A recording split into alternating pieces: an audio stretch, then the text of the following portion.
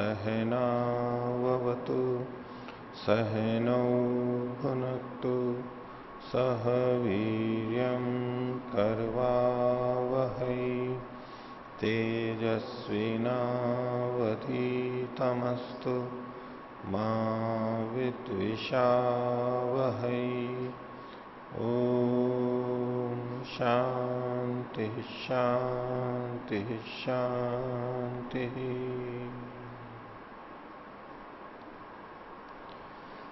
वेदांत दर्शन की 92वीं कक्षा, वेदांत दर्शन के तृतीय अध्याय का चौथा पाठ। पिछली कक्षा में हमने 16वें सूत्र तक देखा था और 16वें सूत्र में उन्होंने बताया था उपमर्दम च, कर्मजन्य फल और कर्म का उपमर्द हो जाता है, वो नष्ट हो जाते हैं, क्षीण हो जाते हैं। किसके? जो कि ब्रह्म को जान लेता है, ब्रह्म को प्राप्त कर लेता है। परावरे दृष्टे, उस परावर परमात्मा को जान लेने पर क्षीयन्ते चास्य कर्माणि, उसके कर्म क्षीण हो जाते हैं। तो प्रसंग ये चल रहा था कि उपासना विद्या कर्म का अंग है या नहीं है।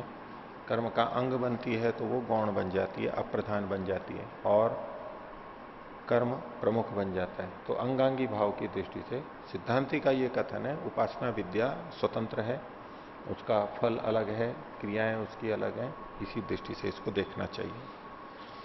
उपमर्दम च इस सूत्र के भाष्य में ब्रह्ममुनि जी भी ने तो अपने ढंग से लिखा ही है, उदयवीर जी ने भी इस बात को वहां उल्लेखित किया है कि जो परमात्मा को जान लेता है उसके कर्म क्षीण हो जाते हैं, यानी जो कर्म किए जा चुके हैं, जो कर्माशय है वो क्षीण हो जाता है, अब वो कर्मफल नहीं प्रदान करता है। उदयवीर जी भी ऐसा ही मानते थे। इस सूत्र में भी लिखा है और आगे तो कुछ सूत्र अभी आने वाले हैं चौथे अध्याय में, वहां तो सूत्रकार ने भी बहुत स्पष्ट लिखा है। उपमर्दम च को भी उसके साथ में जोड़ देते हैं। उपमर्द जो होता है, वो मर्दन जो होता है वो विद्यमान चीज का होता है। कई जने इसका अर्थ करते हैं क्षीयन्ते चास्य कर्माणि, यानी वो सकाम कर्म करने छोड़ देता है भविष्य में, भावी जो कर चुका है उसका उपमर्द नहीं, भविष्य में नहीं करता है, ऐसा अर्थ लेते हैं कई जने। अरे उपमर्द जो है किए हुए का हो रहा है, विद्यमान जो है उसका उपमर्द होता है। वो कर्म फिर फल नहीं देते, समाप्त हो जाता है बस, क्योंकि उसका प्रयोजन पूर्ण हो जाता है। तो इसमें पिछले पाठ में से किन्हीं को पूछना है तो आगे चलते हैं। फिर 17वां सूत्र, सिद्धांति उपासना विद्या या अध्यात्म विद्या की प्रधानता, मुख्यता को बता रहा है कि कहीं पर इसी का वर्णन है और उसके साथ में कर्मकांड का वर्णन नहीं किया गया है। तो किन के लिए? जो सन्यासी हैं या विशिष्ट आध्यात्मिक व्यक्ति हैं उनके लिए। 17वां सूत्र है, ऊर्ध्वरेतस्सुच शब्दे ही, जो ऊर्ध्वरेता होते हैं, ब्रह्मचर्य का पालन करते हैं, उनके लिए इसका विधान नहीं किया गया, अग्निहोत्र का विधान नहीं किया, वो छूट है उनको उसमें। शब्दे ही, शब्द में यानी शास्त्र में इसके वचन मिलते हैं। तो भाष्य देखिए, ऊर्ध्वरेतस्सु यावद आयुषम ब्रह्मचर्य व्रतिषु सन्यासीषु च ब्रह्म विद्याया एवं प्रवर्तमानत्वात् अग्निहोत्रादि कर्म अननुष्ठानाद एवं विद्याया कर्मांगत्व अनुमान संभवो नास्ति। ऊर्ध्वरेता को इन्होंने आगे खोल दिया, यावद आयुषम ब्रह्मचर्य व्रतिषु, जिन्होंने पूरे जीवन ब्रह्मचर्य का व्रत ले लिया है, अथवा सन्यासीषु च, जो सन्यासी हो गए हैं, आप पहले भले ही गृहस्थ में रहे हो, इनका जो कि ब्रह्म विद्याया एवं प्रवर्तमानत्वात्, ब्रह्म विद्या के लिए ही वो प्रवर्तित है और किसी प्रयोजन से नहीं। मुक्ति की प्राप्ति करनी है और ब्रह्म विद्या को आचरण में लाना है, यही एक प्रयोजन जिनका बना हुआ है। ऐसे लोगों के लिए अग्निहोत्र कर्म के अनुष्ठान से छूट दी गई है। इससे पता लगता है कि विद्या का कर्मांगत्व नहीं है। इसको अनुमान से जो निकालते हैं कि ब्रह्म विद्या अध्यात्म विद्या का कर्मांगत्व है, ये ऐसा अनुमान इससे खंडित होता है। यदि उपासना विद्या का कर्मांगत्व होता तो इन लोगों के लिए, सन्यासियों के लिए, ऊर्ध्वरेताओं के लिए भी कर्म का विधान अवश्य होता है। उनके लिए कर्म का विधान तो है नहीं, लेकिन अध्यात्म से संबंधित चीजों का तो विधान है। इससे पता लगता है कि ये चीजें कर्म का अंग नहीं है।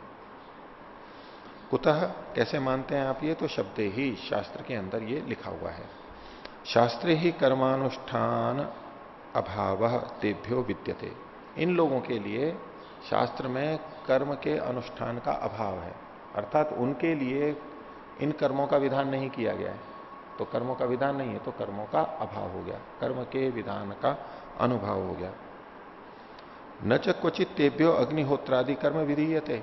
उनके लिए अग्निहोत्रादि कर्मों का विधान किया ही नहीं गया उनके प्रसंग में कि आपको यह करना चाहिए, ये कर्तव्य कर्म है, उसमें उनके लिए अग्निहोत्र का विधान नहीं किया गया है। उनके लिए क्या किया गया है उसके वचन आगे दिए हैं छांदोग्य का। ये चे में अरण्य तप श्रद्धा इति उपासते। जो ये जंगल में रहते हुए श्रद्धा और तप को लेकर के उपासना करते हैं। दूसरा ऐसा ही एक वचन मुंडकोपनिषद का दिया है, तपः श्रद्धे ये ही उपवसंती अरण्ये। जो तप और श्रद्धा से युक्त होकर के अरण्य में वास करते हैं, संसार से, गांवों से, गांव की सुख सुविधाओं से अलग होकर के और जंगल में एकांत में वास करते हैं। इनका क्या होता है? सूर्य द्वारेणते विरजा प्रयांति। वे रज से रहित यानी दोषों से रहित, धूल से रहित होते हुए सूर्य द्वार से यहां से प्रयाण करते हैं, मुक्ति की तरफ जाते हैं। तो सूर्य द्वार मतलब इसको सुषुम्ना नाड़ी भी बोलते हैं या और भी नामों से कहा जाता है। वो द्वार जिससे मुक्ति की तरफ जाया जाता है उसको सूर्य द्वार कहा गया। प्रकाश का द्वार है, ज्ञान का द्वार है, पूर्ण ज्ञान का द्वार है, उस तरफ वो जाते हैं। प्रश्नोपनिषद का भी एक ऐसा ही वचन मिल रहा है, अथोत्तरेण तपसा ब्रह्मचर्येण श्रद्धया विद्या आत्मानम अन्विष्य आदित्यम अभिजयंते। तो उत्तरेण मार्ग, जो दूसरा मार्ग है, उससे तपसा ब्रह्मचर्येण श्रद्धया विद्या, तप से, ब्रह्मचर्य से, श्रद्धा और विद्या से। ये वो चार शब्द हैं जो योग दर्शन में भी आते हैं, व्यास भाष्य में। किस प्रसंग में आते हैं? सत्कारा सेवितो दृढ़ भूमि, चतुर्दीर्घ काल निरंतर्य सत्कार सेवितो दृढ़ भूमि। तो सत्कार का क्या अर्थ लिया वहां पर? तप, श्रद्धा, ब्रह्मचर्य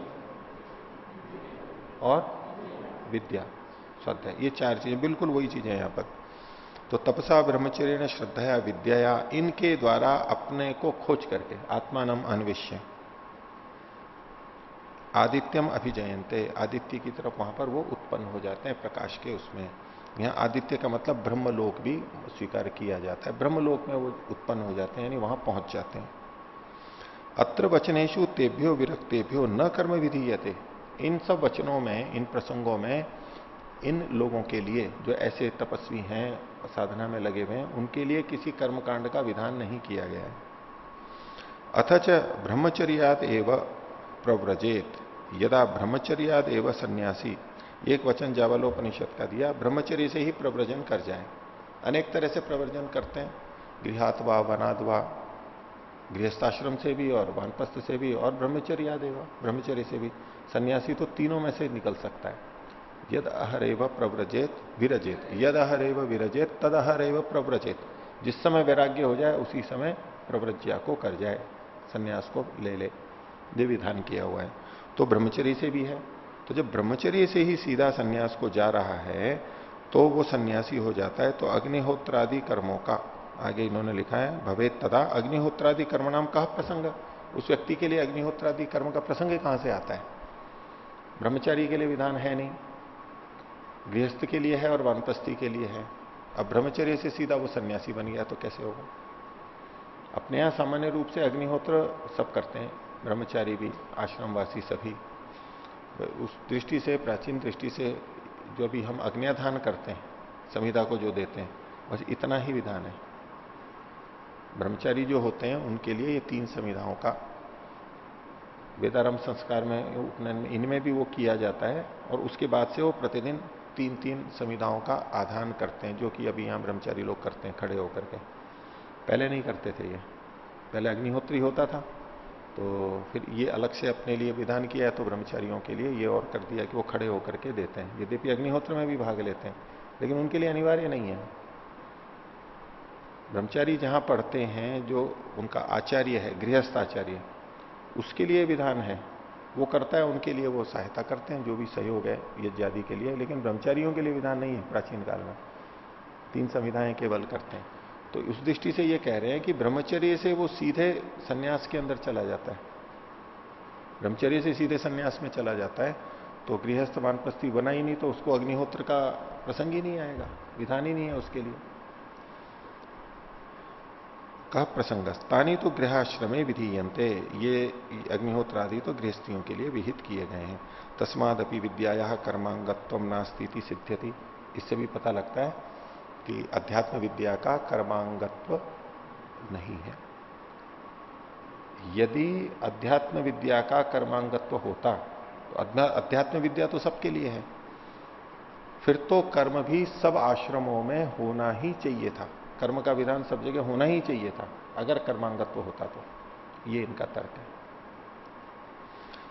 आगे पुनः पूर्व पक्षत्वेन आक्षेप्यते, पूर्व पक्ष की तरफ से फिर आक्षेप किया जा रहा है। जैमिनी आचार्य के मत से वैसे कहा जा रहा है, एक दृष्टि ये भी हो सकती है।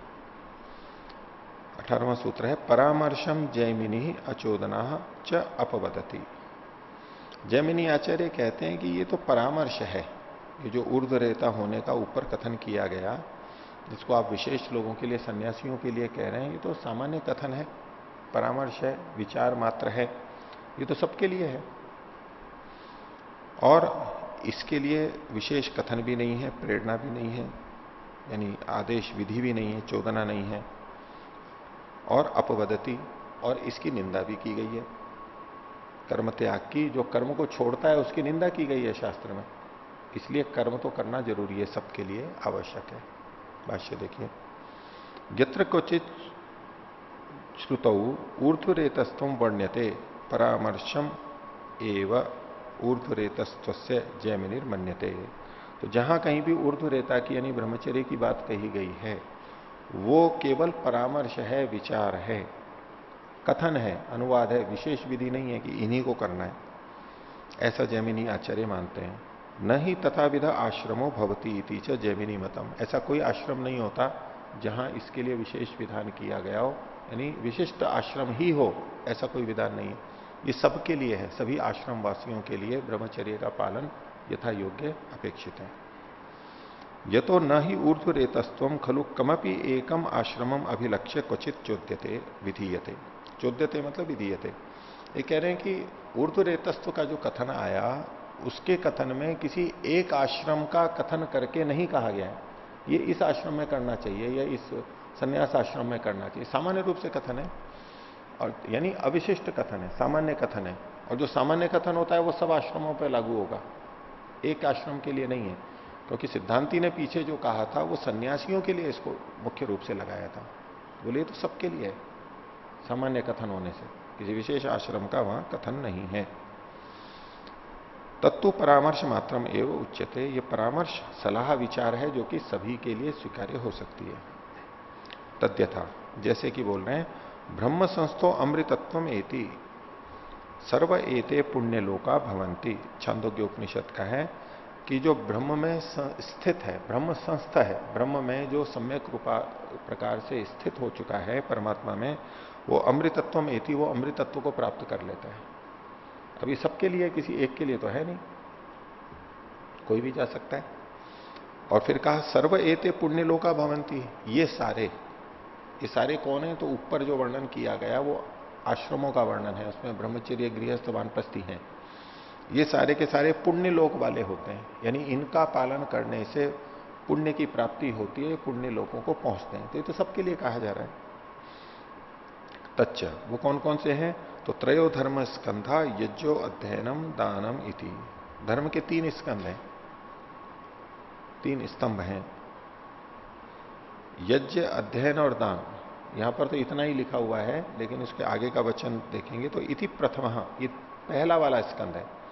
कई जगह यही इसी वचन को ज्यों का तो ले लिया जाता है। आगे ये खुद बताएंगे सिद्धांति के वचन में। धर्म के 3 स्कंध है, मतलब एक यज्ञ, एक अध्ययन और एक दान, ये तीन है। तीनों चीजें कर रहे हैं तो धर्म का पालन है। यज्ञ, अध्ययन और दान सब कुछ आ गया ना, तीन चीजें हो गई। लेकिन वहां मूल को देखते हैं तो कहते हैं इति प्रथमा, ये केवल पहला है और ये गृहस्थियों के लिए है। यज्ञ, अध्ययन और दान ये गृहस्थियों के लिए है। इति प्रकृत्य च उक्तम अस्ति, ये जो ऊपर वाला कथन है सर्व एते पुण्य लोका भवंती, उससे पहले ये वचन है। कौन से? त्रयो धर्म स्कंधा यज्ञो अध्ययनम दानम इति, यहां पर बिंदु बिंदु लगा लेना चाहिए। यानी आगे तक का जो वर्णन है तीनों आश्रमों का वो वहां पर उल्लेखित है। उसके बाद में कहा गया कि ब्रह्म संस्थो अमृतत्व में सर्व एते पुण्य लोका भवंती, तो ये सबके लिए लागू होता है, किसी एक आश्रम के लिए लागू नहीं होता है। अथच, और अपवदति निंदति श्रुति कर्म त्यागम, अपवाद कहते हैं निंदा को। अप मतलब खराब, निंदित नीचा, वाद मतलब बोलना, अपवाद, निंदित कथन करना, निंदा करना। तो श्रुति कर्म त्याग की निंदा करती है। जो कर्म का त्याग करते हैं उसके लिए देखो क्या क्या लिखा है। तो इसके लिए एक वचन इन्होंने दिया, वीरहावा एष देवानाम यो अग्निम उद्वासयते, जो देवों से संबंधित अग्नि को बुझा देता है, छोड़ देता है। देवताओं से संबंधित जो अग्नि है, जिसमें देवताओं के लिए आहुति दी जा रही है, कुछ श्रेष्ठ कर्म चल रहा है, ऐसी जो अग्नि है, ऐसा कोई विशेष कार्य हो रहा है, उसको जो छोड़ देता है वो कैसा होता है? वीरहावा एषा, वो वीरघ्न होता है, वीरों का नाश करने वाला होता है। एक सामान्य व्यक्ति का नाश, एक वीरों को नष्ट करने वाला जो है, यानी बहुत निंदित किया गया। अच्छी अच्छी जो चीजें हैं, अच्छे जो लोग हैं, वीर हैं, श्रेष्ठ हैं, उनका ये नाश करने वाला होता है, निंदा है। आगे, न अपुत्र से लोको अस्ति, जिसके पुत्र नहीं है उसका कोई लोक नहीं है, वो भटकता फिरेगा। इसलिए लोक में बहुत प्रचलित भी है कि संतान अवश्य होनी चाहिए।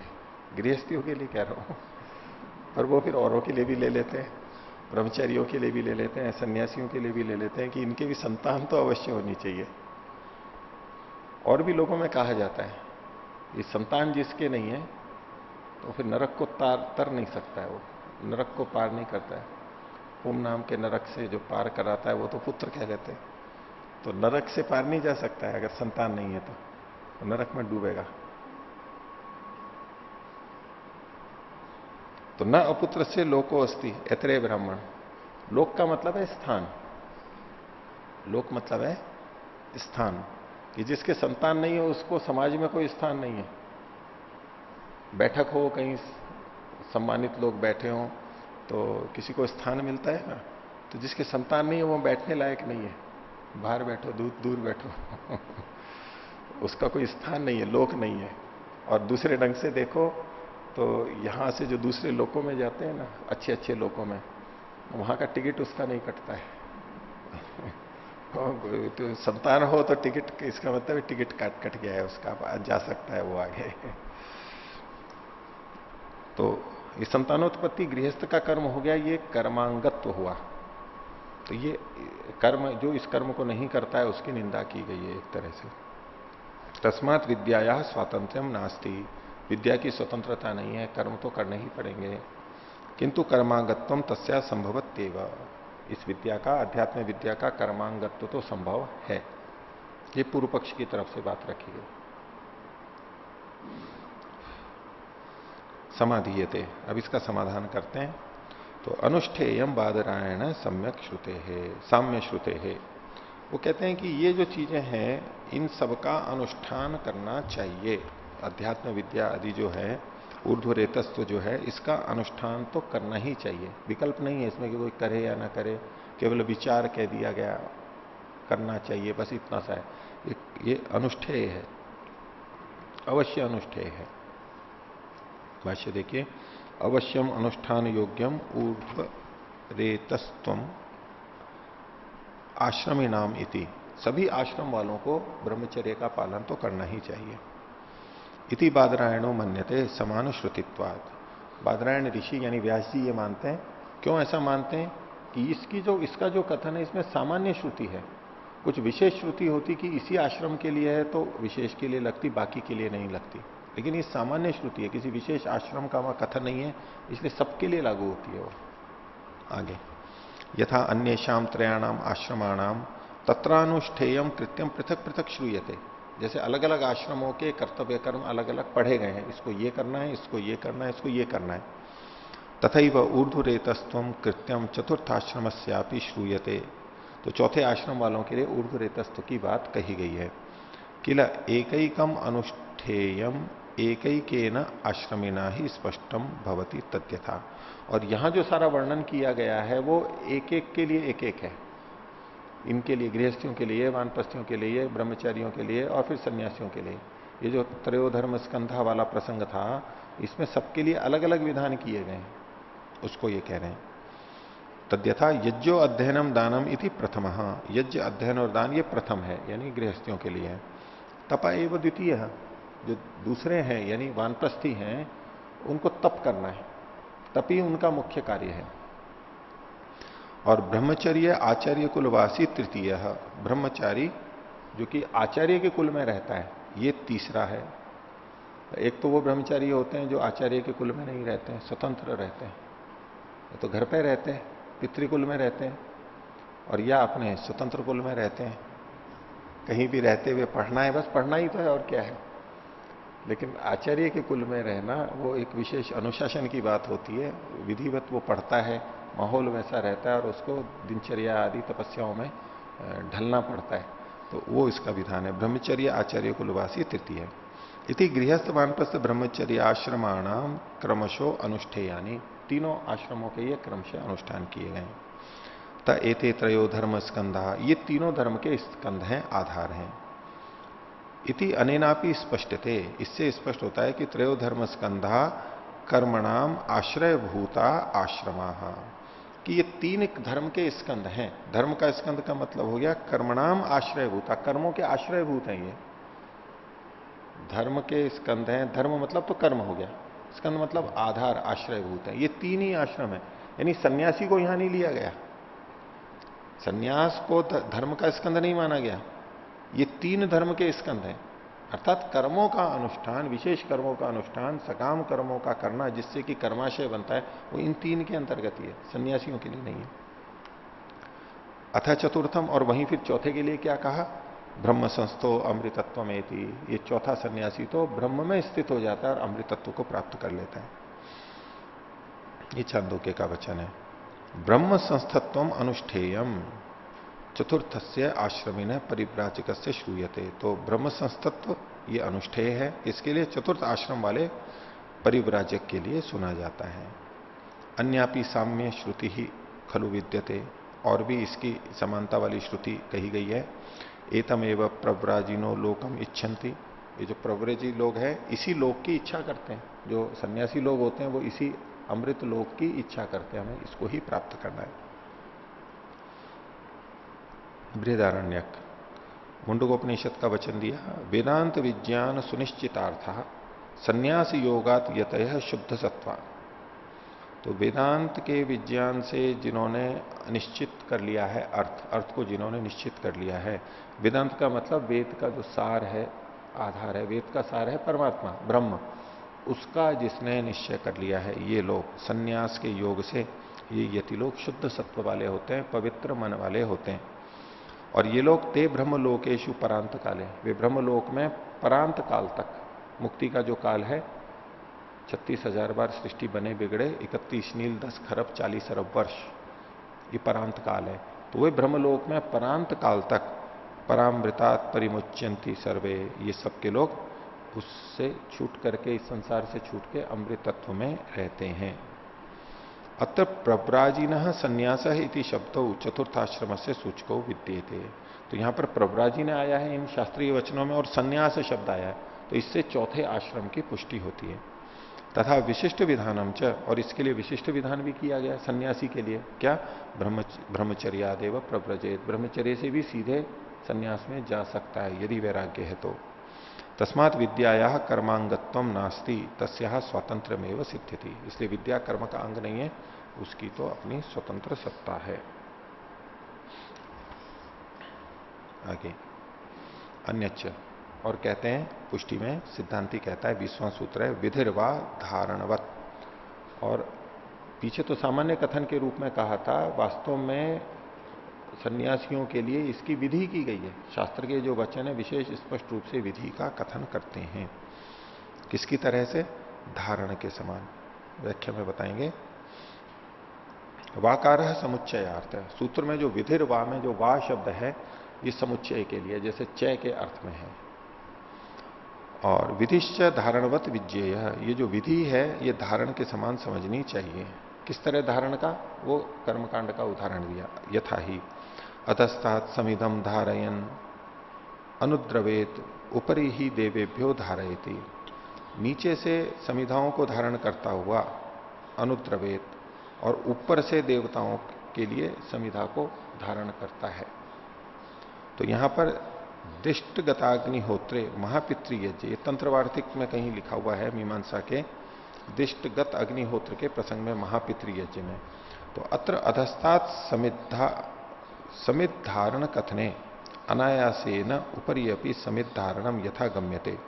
तो देवताओं के लिए नीचे लगाया जाता है, उससे उसकी आहुति द्रवित नहीं होती, इधर उधर नहीं जाती है। नीचे समिधा होती है तो बिखरती नहीं है। तो जैसे नीचे समिधा के धारण की बात कही, इससे ऊपर भी समिधा का धारण ज्ञात हो जाता है। उसी प्रकार से त्रयो धर्म स्कंधा इति कथनानंतरम, 3 धर्म के स्कंध हैं, इसके तत्काल बाद में जब ये कहा गया ब्रह्म संस्थो अमृतत्व में थी, जो परमात्मा में स्थित होता है वो अमृतत्व को प्राप्त कर लेता है। तो त्रिभ्य आश्रमेभ्यो अतिरिक्त से चतुर्थ से आश्रम से विधिरेव गम्य, जिससे पता लगता है कि 3 आश्रमियों से भिन्न एक चौथे आश्रम की यहां पर विधि की जा रही है। 3 की विधि की गई, फिर एक चौथी बात कही जा रही है, तो वो भी विधि ही मानी जाएगी।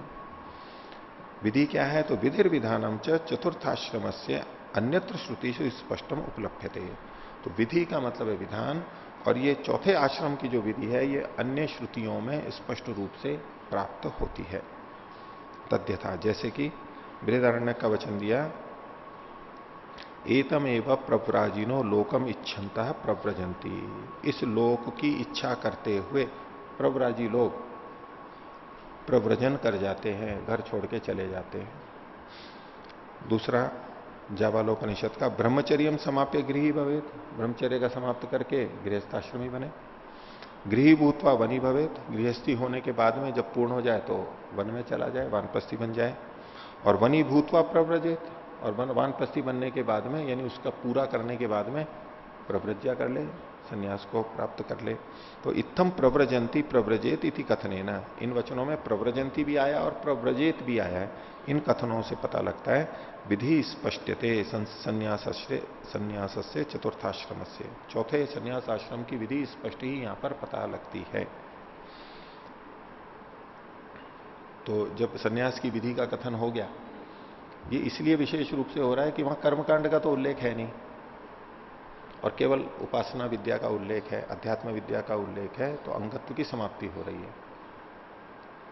इसके ऊपर पूर्व पक्षी आक्षेप कर सकता है कि ये इनकी केवल स्तुति मात्र है, प्रशंसा मात्र की गई है, वास्तव में नहीं है। तो इस बात को 21वें सूत्र में आगे कहा गया, स्तुति मात्रम उपादानाद इति चेत न अपूर्वत्वात्। यहां केवल स्तुति मात्र की गई है, ऐसा कोई कहे। उपादानात मतलब यहां फल का कथन होने से, न फल का कथन है तो ये केवल इसकी स्तुति मात्र की गई है सन्यास की, क्योंकि फल का कथन होता है उससे स्तुति की जाती है। ये फल है, इससे फल प्राप्त होगा, मतलब उस वस्तु की, कार्य की, क्रिया की स्तुति की जा रही है, प्रशंसा की जा रही है। यदि ऐसा कोई कहे तो कहना ठीक नहीं है, अपूर्वत्वात्। ये अपूर्व विधि है, विशेष रूप से यहां पर कथन किया गया होने से। भाष्य देखिए, ब्रह्म संस्थो अमृतत्वम एति, ये जो छांदोग्य का वचन आया पीछे, और एतमेव प्रव्राजिनो लोकम इच्छन्तः प्रव्रजन्ति, इसी लोक की इच्छा से सन्यासी लोग प्रव्रज्या को कर जाते हैं, घर छोड़ जाते हैं। इत्यादि कथनम तो स्तुति मात्रम प्रशंसा मात्रम न विधि रूपम, स्तुति मात्र है, प्रशंसा की जा रही है, यहां कोई विधि नहीं है, ऐसा पूर्व पक्षी का कहना है। कुतः, आधार क्या है उसका? कहते हैं उपादानात। उपादान मतलब फलोपादानात, फल का उपादान कथन किया गया होने से। इति चेद उच्चेत तरही, यदि कोई ऐसा कहे तो कहा न अपूर्वत्वात् नैवम वक्तव्यम, ये नहीं कहना चाहिए। क्यों नहीं कहना चाहिए? अपूर्वत्वात् तस्य अपूर्व विधानात्, इसका अपूर्वत्व है, यानी पहले नहीं कहा गया, प्रथम बार कहा गया। तो शास्त्र में जैसे मीमांसा आदि में देखते हैं तो जो प्रथम बार कथन होता है वो विधि कहलाता है, प्रथम बार कथन विधि कहलाता है। दोबारा कहीं कथन किया गया तो वो अनुवाद कहलाता है। तो इसका कहीं पहले कथन ही नहीं किया गया, यहां पहली बार किया गया तो ये विधि ही मानी जाएगी। अपूर्वम भिन्नम ही विधानम एतत् ब्रह्म संस्थत्वम, ये जो ब्रह्म में स्थित होना है ये विधान अपूर्व है, भिन्न है, जो पहले तीन में नहीं आया ऐसा ये कथन है। तो गृहस्थ वनस्थाभ्याम आचार्य कुलस्थादपि भिन्नमेव, तो गृह में स्थित हो वन में स्थित हो उनसे ये भिन्न है, और जो ब्रह्मचर्य में है आचार्य कुल में स्थित है उससे भी ये भिन्न है।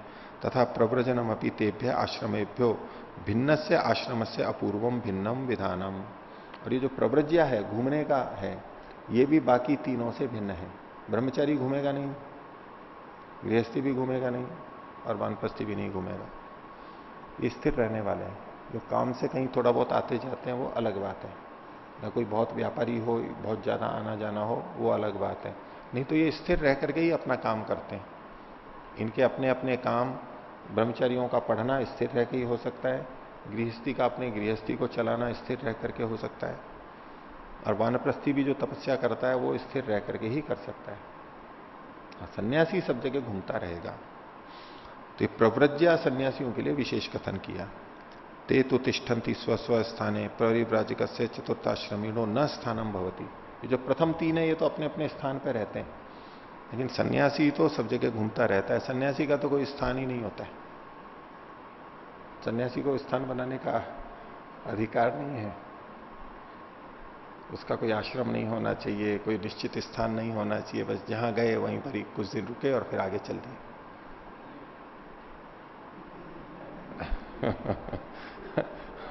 ये तो सब पे लागू होता है। वो कठिन है बहुत। अभी पीछे जब सन्यास लेने का निश्चय हुआ था तो एक आचार्य जी मेरे से बोले कि सन्यास मत लेना। बोले सन्यास लोगे तो ये पठन पाठन सारा छूट जाएगा। बोले सन्यास लेके करोगे क्या? उनका ऐसे ही रहते हुए अपना अध्ययन अध्यापन है, साधना है। बोले सन्यास ले लिया तो आप एक आश्रम में नहीं रह सकते हो, फिर ये शास्त्र विरुद्ध है, फिर आपको आश्रम छोड़ना पड़ेगा, आपको अध्ययन अध्यापन कैसे कराओगे आप? फिर अध्ययन अध्यापन कराने वाले कितने से तो लोग हैं, और आप सन्यास ले लोगे तो पढ़ाएगा कौन इन चीजों को? मेरे को बहुत जोर दे के बहुत समझाया कि सन्यास नहीं लेना है, आपको सन्यास नहीं लेना है। बोले, मैंने कहा ये तो लेते ही हैं, दोनों तरह से प्रचलन है, कुछ लोग घूमते भी हैं और सन्यासी आता जाता भी रहता है, कोई बात नहीं है, स्थिर भी रहता है। तो और स्थिर रहने में ऐसा क्या दोष है? ये साधना है, वो सब तो चल रही है। घूम घूम के भी पढ़ाता है तो एक जगह भी रहते हुए पढ़ा लेगा, वो एक ही बात है। बोले नहीं, शास्त्र से विपरीत है, अपने यहां सन्यास का ये विधान नहीं है। एक जगह रह करके करो, घूमना ही पड़ेगा आपको। फिर ये स्थिरता से जैसे आप अभी रहते हो ऋषि उद्यान में, ऐसे नहीं रह सकते ना। फिर शास्त्र का इससे अच्छा है कि सन्यास ना ले। जिन्होंने ले रखा है और एक आश्रम में टिके हुए हैं और अपने स्थान बना रखे हैं, वो सब गलत है। तो इसलिए इन्होंने कहा तेतु तिष्ठन्ति स्वस्व स्थान है, यानी ब्रह्मचारी गृहस्थ और वानप्रस्थी चतुर्थाश्रमिनो न स्थानम भवती सन्यासी नस्तु। सन्यासियों के लिए क्या होता है? तेह स्म पुत्रैष्णायाश्च वित्तैष्णायाश्च लोकैष्णायाश्च वित्थाय अथ भिक्षाचर्यम चरंती। वो तो पुत्रैष्णा को छोड़ के, वित्तैष्णा लोकेष्णा को छोड़ करके, उससे ऊपर उठ करके भिक्षाचरण करते हैं। तो भिक्षाचरण करना चाहिए उनको। अब भिक्षाचरण के लिए तो घूमना पड़ेगा उनको इधर उधर। और भिक्षाचर्या में भी तो समस्या आ जाती है ना, एक ही जगह करते रहेंगे तो वो देने वाले को भी थोड़ी दिक्कत हो जाती है। तो नित्य नया आनंद, अलग अलग जगह पे नवानंद नवानंद। तो यहां नया आनंद, वहां नया आनंद ना।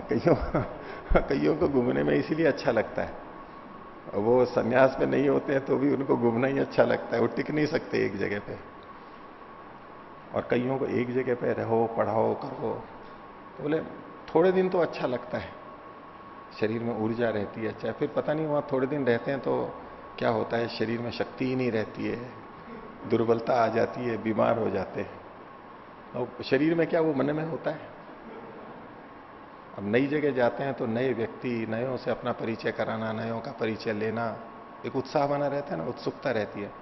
अब थोड़े दिन में जब परिचय हो हुआ गया, अब क्या उत्सुकता रहेगी? तो सामान्य जीवन हो जाता है।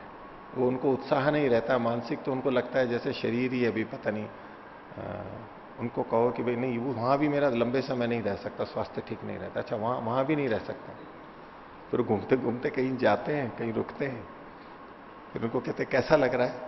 बोले हाँ यहां तो अच्छा लग रहा है, यहां का अच्छा पानी है। उनको 1-2 महीने बाद पूछो तो बोले नहीं, यहां भी वैसा ही हो गया है। वो कारण उनका मन का होता है। मन का उत्साह ही नहीं रहता, नए नए व्यक्ति और नई उत्सुकता। तो नए का जो आनंद है वो तो सन्यासी ही ले सकता है, सब जगह आने जाने का। और जिनके साथ लंबे समय तक रहते हैं ना, तो थोड़ी खटपट शुरू हो जाती है, तो थोड़ा तनाव शुरू हो जाता है। वो आध्यात्मिक लोगों को पसंद नहीं आता है। आध्यात्मिक व्यक्ति राग द्वेष से दूर रहता है ना, अब वो थोड़े दिन ज्यादा रहते ही तो खटपट शुरू हो ही जाती है, कुछ ना कुछ बात को लेकर के। कहीं ना कहीं बिड़ ही जाते हैं। तो अब अध्यात्म की तो रक्षा करनी है, अध्यात्म तो मुख्य है। तो उसका उपाय क्या है कि स्थान बदल लो, दूसरी जगह चले जाओ। जहां खटपट हुई दूसरी जगह। और नए नए में इतनी खटपट नहीं होती है, नए नए में थोड़ा लिहाज अधिक रहता है, सम्मान अधिक रहता है। ढंग से बात करते हैं, तो उतना उतना ही वो नया नया जो ताजा ताजा होता है उतने का ही आनंद लेते हैं। तो सन्यासी क्या है, तेह अस्म, ये 3 ऐष्णाओं से, पुत्रेष्णा, वित्तेष्णा, लोकेष्णा से ऊपर उठ के भिक्षाचर्यम चरंती। और अगर ये 3 ऐष्णाएं हैं उनमें, तब तो उनको टिक करके कुछ काम करना पड़ेगा। जैसे दुकान वाले होते हैं, उनकी पैठ होती है, दुकान की पैठ होती है ना, प्रतिष्ठा होती है, पैठ बोलते हैं इधर, साख होती है। और एक ठेले वाले घूमते रहते हैं बाजार में बेच। तो कई जने तो ठेले वालों से लेते नहीं है, पर इनका क्या पता, ये आज यहां खड़े हैं, कल मिले ना मिले, कुछ कह भी नहीं सकते इनको। और कोई भी दुकान वाला होता है, वो बोले आप कम कम मत तोलना। बोले कम क्यों तोलें, दुकान लेके बैठे हैं यहाँ पर, हम का थोड़ा कम तोलेंगे, एक दिन का काम थोड़ा है ठेले वाले की तरह, हम तो यहाँ बैठे हैं, वर्षों से बैठे हैं। तो जिसको प्रतिष्ठा चाहिए, धन चाहिए, पुत्र चाहिए, वो स्थिर रह करके ही मिलता है। आते जाते रहो तो कि उसकी पूछ नहीं होती है उस व्यक्ति की। लंबे समय तक एक जगह कोई रहे तो उसकी पूछ हो जाती है फिर वहां पर। तो वो कभी बीमार हो जाए, बूढ़ा हो जाए, तो सेवा हो जाती है। और जो कभी यहां और कभी वहां जा रहा है बार बार, तो जब जिस जगह पे है और वहां 1-2 साल हुए होंगे, कुछ महीने, फिर वहां बीमार पड़ जाएगा, तो लोग कहेंगे कि यहाँ आ गया, यहाँ आकर के बीमार हो गया है। जिंदगी तो उसने दूसरी जगह बिता दी, दो सेवा नहीं करते। और जहां एक ही जगह ऐसा वास्तव में होता है। तो इसलिए व्यक्ति एक जगह रहना चाहता है। तो एक जगह रहता है तो थोड़ा शर्मलिहाज रहता है कि इस व्यक्ति ने इतनी जिंदगी लगा दी यहाँ पर 10-20 साल, तो उसकी सेवा होनी चाहिए, शुश्रूषा होनी चाहिए। वो ना करें तो शर्मा शर्मी में लोक लाज से भी करते हैं वो। अब ऐसे भी हो जाती है, लोग जुड़ जाते हैं उससे। तो सन्यासी तो बनना खतरनाक है, इधर उधर आना जाना, तो इसलिए हर व्यक्ति नहीं बनता है। आगे, ते निवृत्त कामास त्यक्त गृहा संतो भिक्षाचारिणो भवंती। तो इन कामनाओं से वो निवृत्त होते हैं और घर को छोड़ चुके होते हैं और भिक्षा का आचरण करते हैं। नहीं इत्थम विधानम अन्येषाम आश्रमाणाम क्वचित विधीयते। इस तरह का विधान अन्य किसी आश्रम वाले के लिए नहीं कहा गया कि आप घूमते फिरो और भिक्षाचरण करो। ब्रह्मचारी भिक्षाचरण है, लेकिन उसी आश्रम में रहते हुए आसपास में वो भिक्षाओं का ग्रहण करता है आचार्य के अनुसार। तदे तत्तु संन्यासाश्रम से एवं अपूर्वम विधानम। ये तो संन्यास आश्रमियों के लिए ही विशेष विधान किया गया है। तो ये जो संन्यास का कथन है और गुण का कथन, ये स्तुति मात्र नहीं है, केवल केवल प्रशंसा की गई। वास्तव में संन्यास है नहीं, संन्यास का विधान करना नहीं है, ऐसा नहीं है, ये वास्तव में विधान है। आगे 22वां सूत्र, इसी की पुष्टि में आगे कह रहे हैं, भाव शब्दाच भाव शब्द का कथन होने से भी, भाव का मतलब है क्रिया, व्याकरण में तो भाव का मतलब क्रिया लिया ही जाता है, निरुक्त में भी। तो भाव शब्दाच अर्थात क्रिया वचनादपि न स्तुति मात्रम विधिरेव, वहां कुछ करने के लिए शब्द कहा गया कि ये करना चाहिए, ये कर्तव्य है, क्रिया का कथन किया गया है। अब क्रिया का कथन किया गया तो अब इसको तो विधि मानना होगा। केवल स्तुति मात्र हो तो वहां पर क्रिया का कथन नहीं होगा, बस केवल स्तुति कर दी है। लेकिन जहां क्रिया का कथन है, यानी ऐसा तो करना है, और करना है तो मतलब ये विधान में आ जाएगा, इस तरह से कह रहे हैं। तो क्रिया वचनम निर्दिश्यते, देखो यहां क्रिया का कथन है, बृहदारण्य का वचन है। अथह याज्ञवल्क्य द्वे भार्ये बभूवतु मैत्रेयी च कात्यायनी च, तो याज्ञवल्क्य का जो प्रसंग है मैत्रेयी और कात्यायनी वाला, तो उसकी दो पत्नियां थी। इतिवृत्तम प्रकृत्य, इस प्रकरण को चला करके याज्ञवल्क्य प्रव्राज, याज्ञवल्क्य प्रव्रज्या को प्राप्त कर जाता है, उनको कहता है कि अब मेरे को जाना है यहां से। एतावद अरे खलु अमृतत्वम इति होक्त्वा याज्ञवल्क्य प्रव्राज, जब उसने जाने का कहा तो मैत्रेयी ने पूछा था, वो सारी चर्चा हो गई, ये मार्ग है, उसके बाद में ये कथन है एतावत अरे अमृतत्वम इति, बस यही अमृतत्व है, इसी से अमृतत्व की प्राप्ति हो जाएगी। तो ऐसा कह करके याज्ञवल्क्य प्रव्राज, ये प्रव्राज क्रिया का कथन हो गया, भाव का कथन हो गया, गया है वो, केवल यूं ही नहीं कहा है। इति प्रव्रजनम संन्यासस्य आचरणम अनुष्ठितम, इस प्रकार प्रव्रजन अर्थात संन्यास का आचरण अनुष्ठित किया गया है। तद अनुष्ठेयम, ये अनुष्ठान के योग्य है, न स्तुति मात्रम इति गतम, केवल प्रशंसा मात्र के लिए नहीं है। जो 21वें सूत्र के प्रारंभ में पूर्व पक्षी ने बात रखी थी कि तो प्रशंसा मात्र है, ऐसा नहीं है, ये वास्तव में करने योग्य है।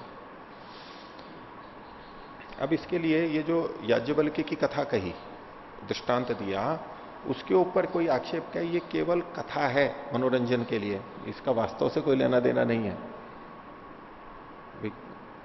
रुचि बनाने के लिए कथाएं कह दी जाती है ना, तो ये याज्ञवल्क्य वाली केवल कथा है, मनोरंजन के लिए, वास्तव में नहीं है, ऐसा यदि कोई कहे तो उसका उत्तर अगले सूत्र में, 23वां सूत्र, परिप्लवार्था इति चेतना विशेषितत्वात्, ये परिप्लव के लिए नहीं है।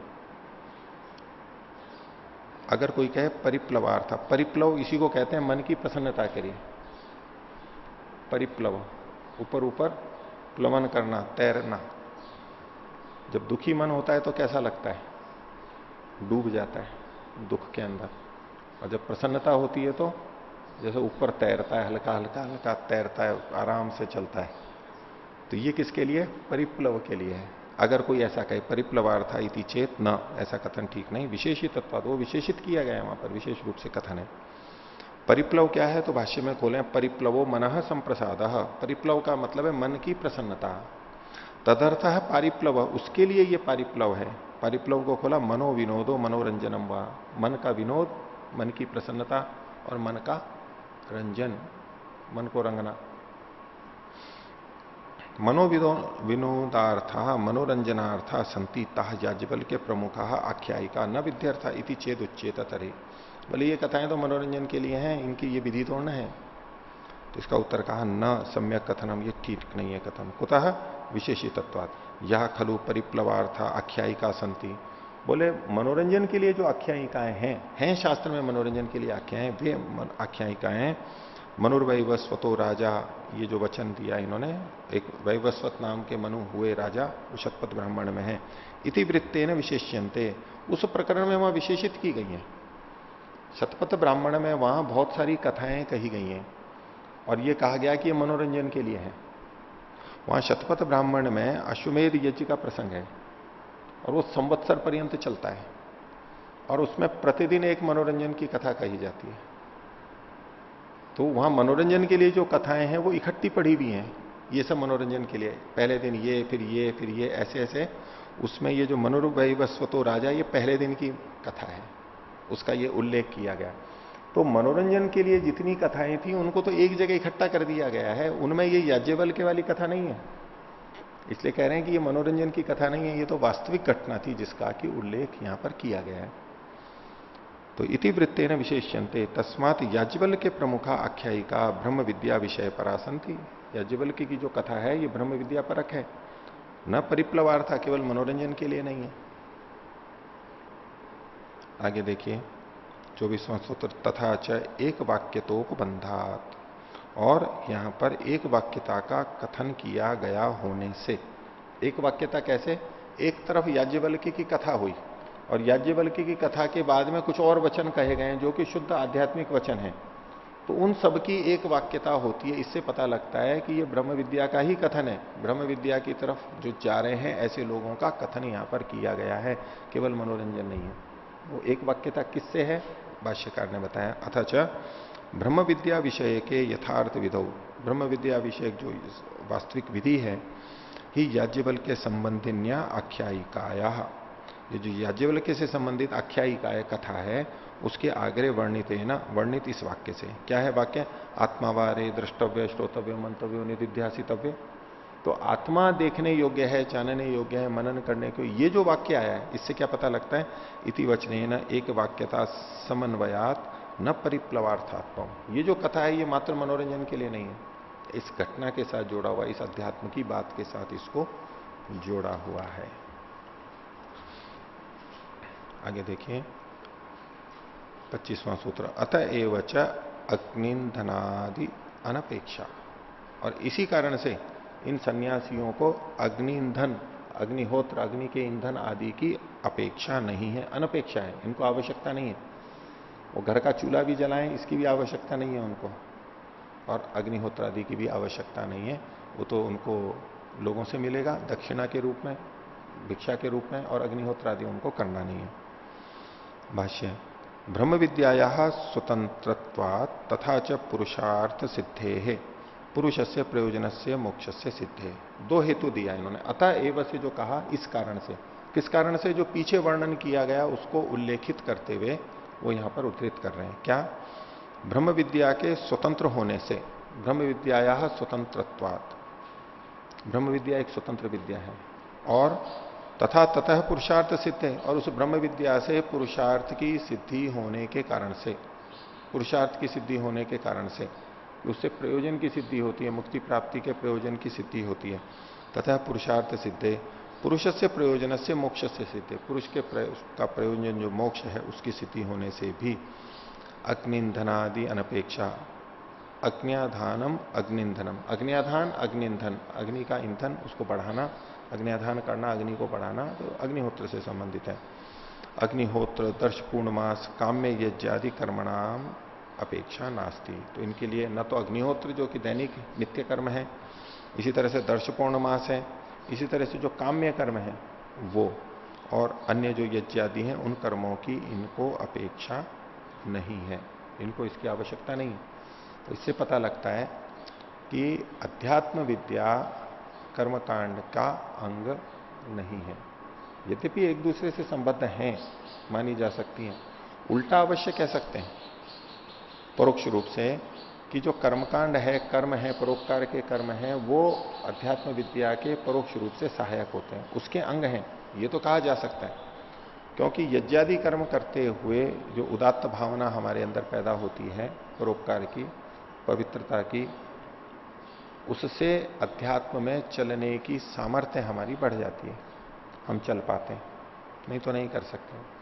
क्योंकि परोपकार जो भी करेगा उसको तपस्वी तो होना ही पड़ेगा, त्याग तो करना ही पड़ेगा, ममत्व को तो छोड़ना पड़ेगा, स्वस्वामी संबंध को छोड़ना पड़ेगा। भले ही कोई 100 रुपए दे रहा है, लेकिन अपने कमाए हुए हैं, अपने पास हैं, अपने पास पैसे रहते हुए किसको अच्छे नहीं लगते, लेकिन फिर भी वो 100, 1000, जितने भी लाख रुपए देता है, तो ये त्याग तो कर रहा है, वो उतना का ममत्व तो छोड़ ही रहा है, सेवा कर रहा है। अपने समय की सबको कीमत होती है, अपने समय को अपने लिए लगाना चाहते हैं, लेकिन अपने कार्य छोड़ के वो दूसरे के लिए लगा रहा है, तो त्याग तो कर ही रहा है, ममत्व तो छोड़ ही रहा है, तपस्या कर ही रहा है, स्वार्थ को छोड़ ही रहा है।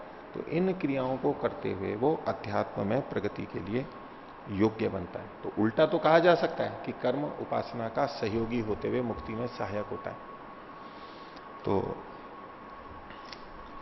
इस पूरे प्रसंग में मुख्य चर्चा तो इन्हीं दोनों की है, उपासना की, और उपासना को विद्या से जोड़ लिया इन्होंने, और कर्म की है। वैसे 3 चीजें ली जाती हैं, ज्ञान भी, कर्म भी और उपासना भी। यहां जो उपासना का वर्णन आया उसके साथ साथ विद्या शब्द भी आता रहा, उपासना विद्या, अध्यात्म विद्या, ज्ञान।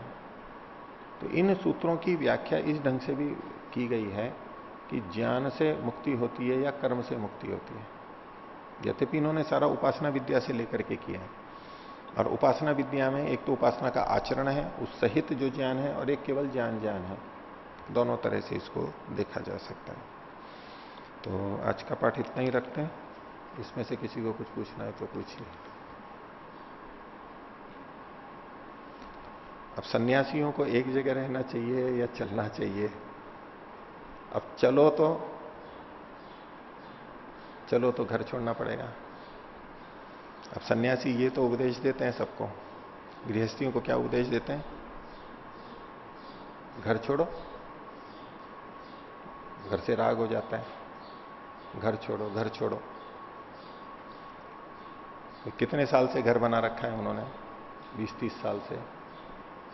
और सन्यासी जी से पूछो कि भाई आपने कितने साल से घर बना रखा है? ये उसने भी बहुत सालों से बना रखा है, उसको भी छोड़ देना चाहिए। तो जैसे सन्यासी को अपना आश्रम छोड़ना कठिन होता है, ऐसे ही गृहस्थी को भी अपना घर छोड़ना कठिन होता है। बल्कि सन्यासी को अधिक कठिन हो जाता है, गृहस्थी फिर भी छोड़ देते हैं, छोटा होता है। सन्यासी को छोड़ना और भी कठिन होता है। और ऐसे सन्यासी मिलना बहुत बहुत कठिन है। अब जो विद्या में लगे हुए हैं, विद्या पढ़ते पढ़ाते हैं, उनकी तो किताबें ही इतनी होती है। या तो एक साथ में ट्रक लेकर के चले छोटा सा, प्रव्रज्या, चलो प्रव्रज्या हो रही है और पूरा तामझाम है, साथ में सारी सुविधाएं चल रही हैं, जहां गए वहीं डेरा। और स्वामी दयानंद जी ने कौन सा आश्रम बनाया था बताओ? कोई एक आश्रम था क्या उनका? कोई स्थान था क्या? नहीं था। और उनकी वो चलते थे तो किताबें बहुत चलती थी उनकी, पेटियां ट्रंक को ले लेकर के रेल के अंदर, और जितना भी होता वो जाते थे। लेकिन इतना तो निश्चित है कि उन्होंने कोई स्थान नहीं बनाया था, कहीं भी एक जगह नहीं बनाया था, घूमते ही रहते थे। काम तो वो भी सारा कर ही रहे थे, वेद भाष्य भी करते थे, ये भी करते थे, कहीं यहां टिक गए कभी वहां टिक गए। वो प्रव्रज्या है। ठीक है।